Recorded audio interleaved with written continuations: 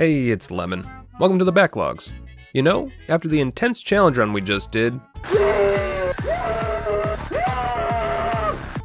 I think we've earned ourselves a little break, don't you? So for today's challenge run, rather than do some of the wilder runs I've got rolling around in the murky soup that is my mind, we're gonna find out. Can you beat Dark Souls 1 with only daggers? Alright, so let's address the immediate criticism that will pop up in the comment section at least 3 times. Yes, you can beat the game with daggers. Obviously. But if you're only coming to this channel for the answer to the question, there you go. For the rest of us, who are here for the adventure, good news! You're about to learn more about daggers than you ever cared to. Look forward to it. For obvious reasons, we've chosen the Thief as our starting class, and within 1 minute of starting the game, we've already gotten our first weapon, inappropriately named the Bandit's Knife. Kinda weird it isn't called the Thief's Knife, but okay. And after Oscar gives us some Sunny D for our travels, we test out our weapon. Seems to work well enough. I'll take 232 damage any day. For anyone new to the channel, you're about to find out why daggers are my favorite weapon choice in every game I play. They're quick to attack, lightweight, and usually come with a status effect of some kind. In the case of the Bandit's Knife, every few strikes causes bleed, which, as I'm sure you can tell, is very effective in Dark Souls 1. And there we go, first boss down. Moving right along. Now, for the sake of making this challenge a bit more of a, challenge, we won't be using anything but daggers, which means no shields. I'm sure it'll be fine. I throw my souls into dexterity, because that's going to be our stat of choice for the entire run, then get a little practice in for my parries, ripostes, and backstabs, all of which are much stronger with daggers than most other weapons. Yet another reason why I love daggers so much. That sweet, sweet dopamine rush from seeing big numbers as a direct result of your mechanical abilities. It's impossible to pass up. Before we get too far into the run, I make a quick pit stop and head into the New Londo ruins, dodging ghosts as best as my little feet can, and after a short trek, we find our prize, the parrying dagger. The parrying dagger has the largest parry window in the game, tied along with the buckler and other parry shields. And considering this build is best able to handle mobs, if it can parry them, this little beauty is going to be pulling its own weight the entire run. I stopped by the undead merchant to grab myself a new dagger, which would be great if we didn't have a main hand dagger already. But unfortunately, it just can't compare to the Bandit's Knife we've already got. Not only do we have the bleed status effect, but the crit multiplier is bigger as well. Bigger crits means less times I have to parry the world. Less parries means less chances that I'll goof it and be forced to eat a greatsword without so much as a single pat of butter. But luckily for us, Dark Souls 1 is my comfort food, and parrying enemies in this game is as easy as breathing. Usually. Still get a little tense every time I try to parry Havel. But with Havel defeated, we now have access to his ring, which increases our carry weight to the extreme, and will help keep us quick rolling this entire run. And with Havel's shortcut now unlocked, we now have access to the next big push for this build, Andre, and his infinite supply of Titanite shards. And after popping a few souls to pay the man, we now have a Bandit's Knife +5, which means it's the perfect time to fight against the Taurus demon. Half a health bar with 1 attack, huh? Not bad. Not bad at all. As expected, Taurus is no challenge whatsoever, and between the decent damage my dagger already does, and the bleed procs happening alongside it, the Taurus demon goes down with ease. And after sneaking past the neighborhood watchdog, I abuse the extreme damage coming from my critical attacks, and enjoy the fact that I can, for once, kill mob enemies with relative ease. It's not a luxury I usually get with these challenge runs. Just let me soak it in. I even have enough damage when two-handing my dagger that I can kill dreglings with a single strike. It's a beautiful thing. And so, without much further ado, it's on to the gargoyles. Yeah, no, I'm not gonna complain about that. Not even a little bit. And with the gargoyles defeated on the first try, we can move on. You know, it's times like these where I'm a bit torn. On one side, I'm having a great time. The bosses are easy, the weapons are doing actual damage, and I'm blowing through the game. On the other hand though, it's too easy? Is that it? I don't know, man. It's hard to put my finger on it. It's like my brain is hardwired to expect difficulties at every turn, and when it doesn't find them, it just gets bored. I've been noticing that a lot lately, actually. I've been trying to do myself a kindness and play games I haven't had time to get around to. You know, emptying out the actual backlog a bit. But every time I do that, I get bored after a few hours of play. And it's not the fault of the game. I'm playing some excellent stuff. We're talking Hollow Knight, Last of Us 2, Project Zomboid, all great games, all of them very solid. But without a challenge run behind them, I just can't do it. I get into the meat of the game and just go, meh. But a challenge run, Well, that gets my booty moving. And I can guarantee this is absolutely what's happening. Remember Grime?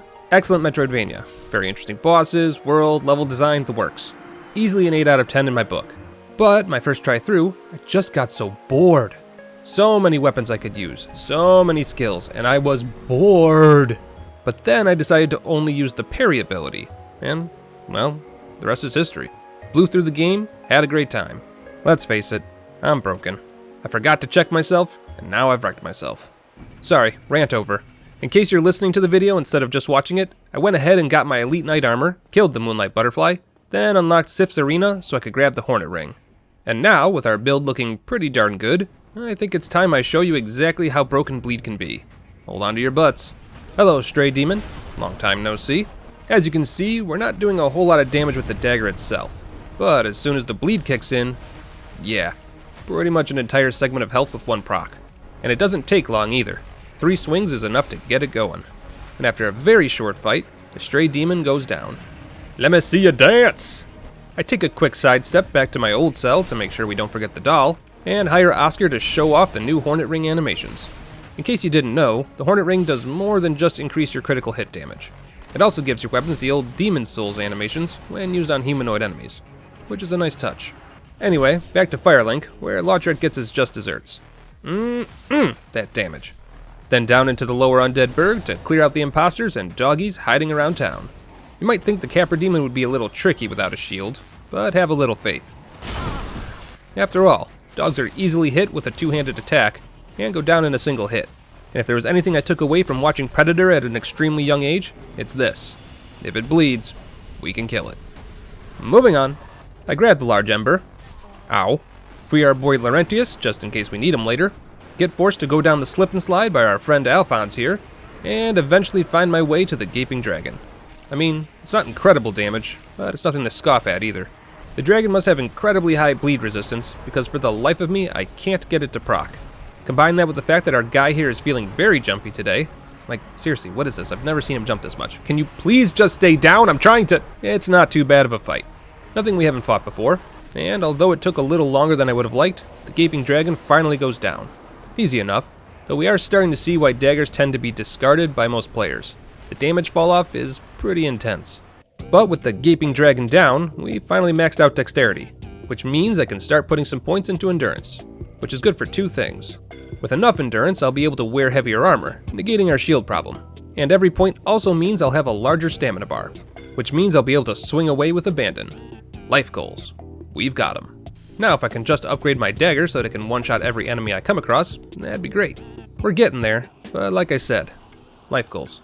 After killing off the sewer parasite and grabbing power within, just in case, you never know, I sprint my way past all my favorite creatures in the game so I can get to grinding.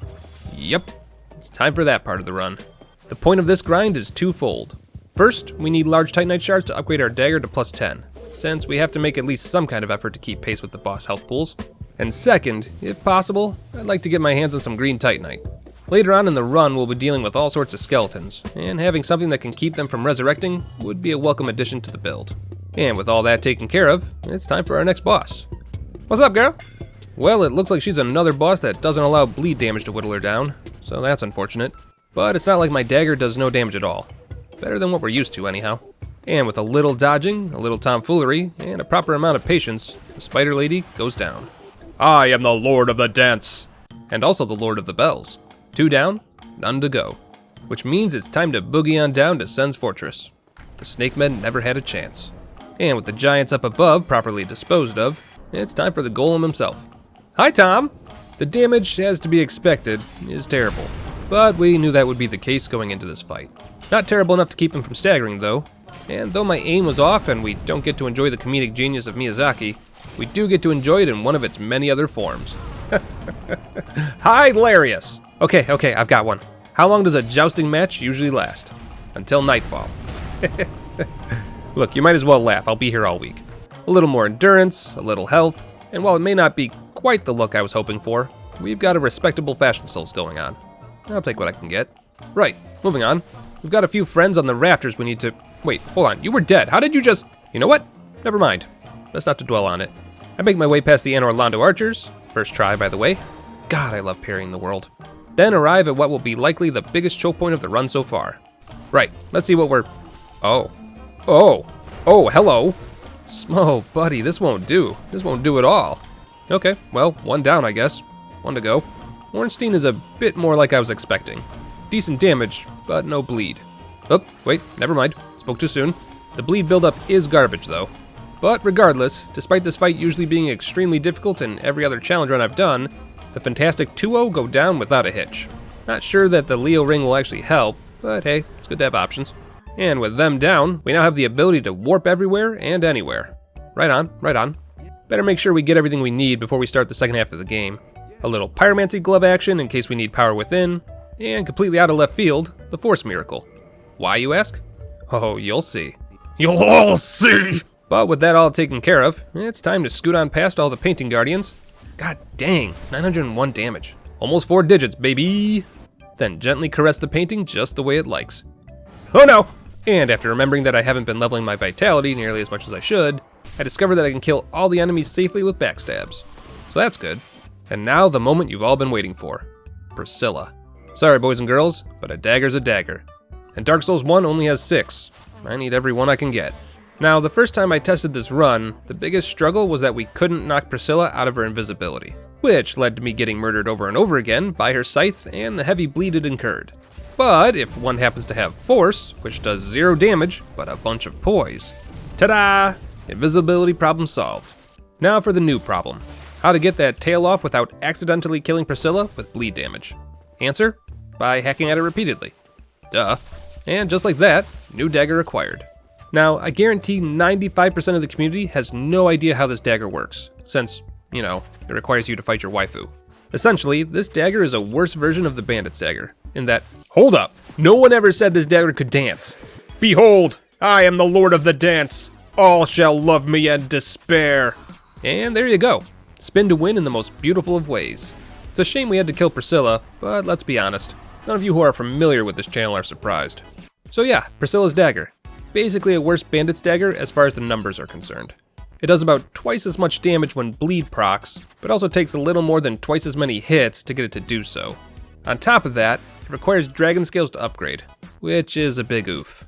I wish it were more useful. That moveset is beautiful, and it would be hilarious to kill every single enemy with dance. But I promised I'd take it easy on this challenge run, so into the bottomless box it goes. And with the Lord Vessel placed, it's time we got started on the second half of the game. I make my way down the maze, killing all the necromancers as I go, and after carefully navigating down the death hole, we come across Papa Calcium. How we doing, champ? Be gone with you. Why they decided to use that audio for his voice, I'll never know. Anyway, onto the last road bump between me and the Lord Souls. I'd say road block, but, well, you know. And after less than 30 seconds of combat, Pinwheel goes down. Not exactly surprising, considering how well this build has been doing so far, but still. Down into the darkness, where I nearly one-shot Vince and Nito. Talk about a rough deal. Sorry, boss. But with them out of the way and the rest of the darkness navigated, it's time for our first Lord Soul, Nito. Now normally, Nito's bone boys are a real problem, since they constantly respawn and give you grief. But I came prepared for that this time around. And with our damage being what it is, a quick riposte with a divine dagger is more than enough to keep them down. Nito still hits like a dump truck though, and takes very little damage from our dagger. Looks like the challenge is back on. You know what? Let's do something fun. Let's give Paladin Leroy the old parry and riposte, eh? Lord knows he's given me enough grief in past live streams. Alright, so here's the plan. We'll lure him up toward the cave, that way there's no risk of him knocking us off into the abyss below, and then we can... Man won't even let me have fun when I'm goofing. Alright, let's try this again. Dispatch the skeletons, then slowly whittle Nito down with our strongest dagger. As always, the damage isn't great, but it's nothing we can't handle.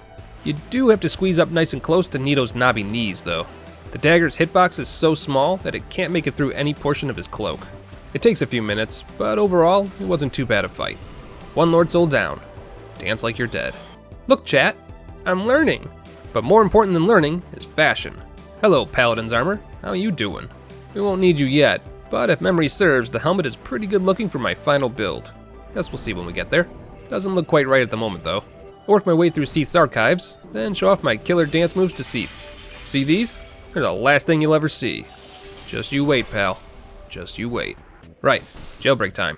No weirdness with the bars this time around. Red alert! Red alert! The waifu has been slain! I repeat, the waifu has been slain! Attack with extreme prejudice! Yeah, no, nice try. Moving on. Into the crystal caves, past the crystal clams, and into the Seath boss fight arena. God, I look so good. Gotta throw in a little bit of paladin armor for this fight though. The last thing we want to do is get cursed. Not a whole lot to say about this one. Just stab repeatedly, and repeatedly stab. If you're in a really tight spot, you can hide in Seath's armpit, so long as he's not doing his super AoE blast attack. And with the age-old strategy of hit it till it dies completed, Seath goes down. 2 Lord Souls complete.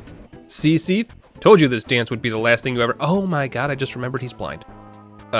Anyway, time to get through Izalith. This should be fun. I steal from the Ceaseless Discharge. Oh, look, he's angry. Then just take it easy over by the fog wall until Ceaseless makes his way over. What, you want to see me dance? Well, why didn't you say so?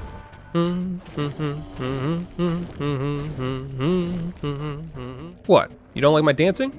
Honestly, the residents of Lordran wouldn't know class if it hit them in the face repeatedly. With the sharp end. Anyway, on to the next one. Demon Fire Sage. Much like his brethren, the Fire Sage is extremely weak to bleed damage, which means this fight is nothing to really talk about. I did decide to finally start using Power Within, since I haven't gone out of my way to upgrade my dagger to plus 15, but outside of that, easy fight all the way around. Nothing to really say here. Let's move on. On to the Centipede Demon. This one ought to be different. First things first. We need to come a little closer to our platform, and once it's finally over here, we just need to get to work hacking at its legs. It's a bit of a bully when it comes to pushing you around, which is really annoying, especially when it up and decides that today's the day you learn how to swim in lava. But after invoking the Power Within and getting munched on a bit, we bleed it out through its Achilles heel and finally acquire the lava ring. That wasn't so bad. Annoying, sure, but not terrible.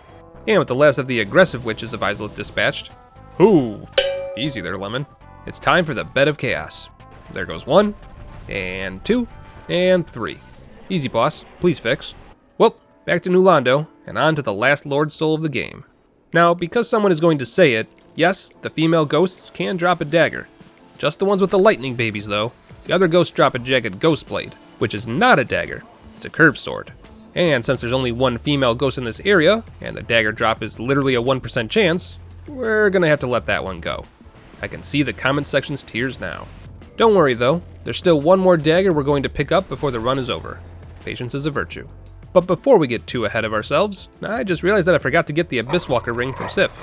Damage is pretty decent, though the bleed proc is definitely no bueno on this fight.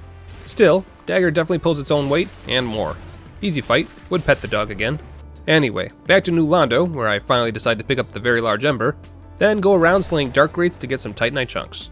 And with enough chunks gathered, the Bandit's Dagger, the weapon that has been with us since the beginning, is finally upgraded to plus 15. Props where they're due, not many starting weapons can boast that they're one of the best options in their class. It's not without its faults, of course. The range on this thing leaves a lot to be desired. And though it doesn't come up often, when it does come up, it comes up hard. I've been sitting here for like 5 minutes trying to hit this singular Hydra head, and it's driving me nuts. I eventually got tricky and decided to Skyrim up these rocks over here, which lured the head over just enough for me to do whatever the hell this is. But yeah, dagger could use a bit more range. But with the Golden Crystal Golem defeated and Dusk rescued, the broken pendant is now ours as well. I bet there's at least 1 or 2 of you in the comments whose ears just perked up. That's right, it's time to head to the DLC. Yes, the 4 kings are still chilling in New Londo, but that's fine. They're not going anywhere. Because believe it or not, the plus 15 Bandit's Dagger is not our endgame weapon. It's amazing, and it served us well, but it's still second to one. It is going to give us a solid goodbye before it leaves us, though. I'm going to miss the little guy. He'll always be my starting weapon of choice. 100%. What up, girl? You like what you see? What up, guy? You like what you— oh, okay, guess not. Unfortunately, Chester doesn't have any attacks that can be parried, but he can be backstabbed. So we got that going for us. There we are. Drip acquired. Am I using that right? Which means it's time to fight the boss that was so good he literally influenced how every other Souls game boss operated. Artorias. I don't know what everyone's so excited about. It's not like he's that cool. So, bad news. Artorias is not only heavily resistant to bleed, but our damage is, that. Which is to say that our damage is the same it's been for every other boss. And while normally that's no problem, ending the Artorias fight as quickly as possible is always a good strategy. Because Artorias hits like a frickin' brick to the face, and all it takes is one mistake while he's buffed up to end an attempt, even with your vitality properly invested. None of my usual strategies are going to work here.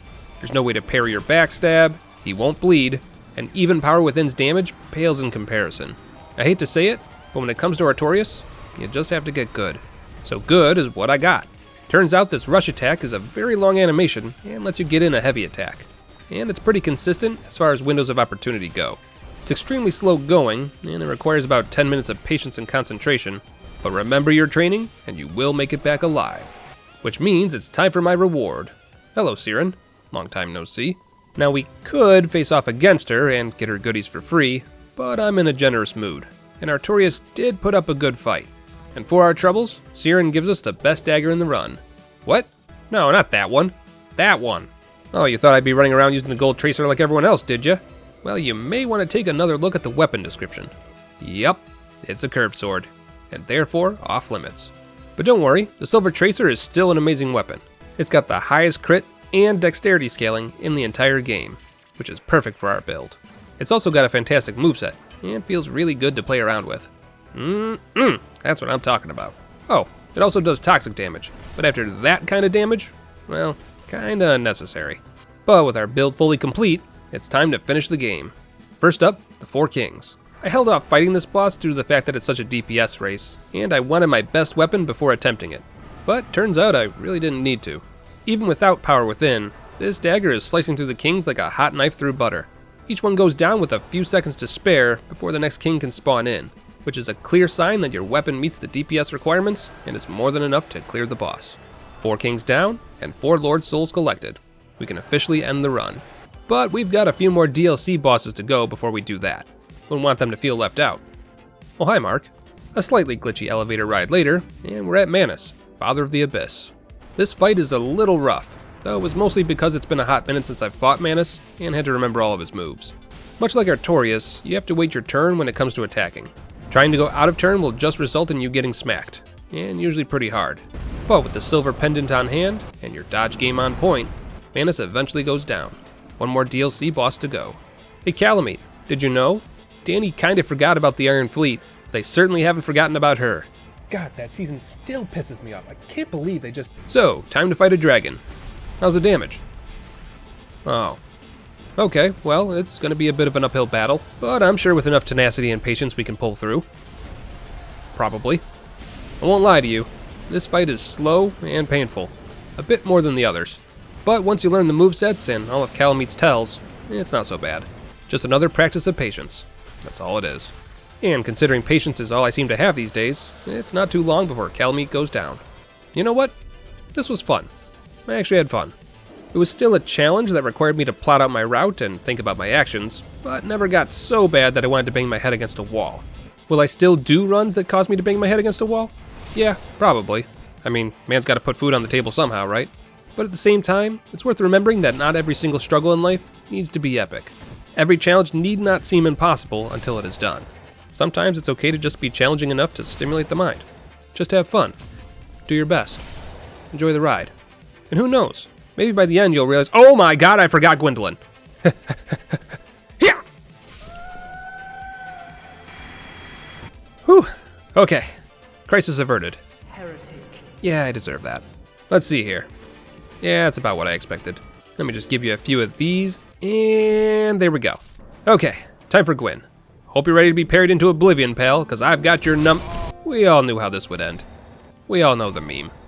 And with my build literally being built around parries and riposts, and doing 4-digit damage with each strike, it only takes 4 hits. And with those 4 hits, Gwyn, Lord of Cinder, falls to my blade, and proves that yes indeed, you can beat Dark Souls with just daggers. Thank you all for watching. I hope you enjoyed the run. I know it's a bit lighter than our usual challenges, but variety is the spice of life. Hopefully you learned something new about the game that you didn't know before, be it a moveset, a stat block, or just how cool daggers are when a build is built around them. But other than that, that's all I've got. Take care of yourselves, be good to one another, and I'll see you all again soon.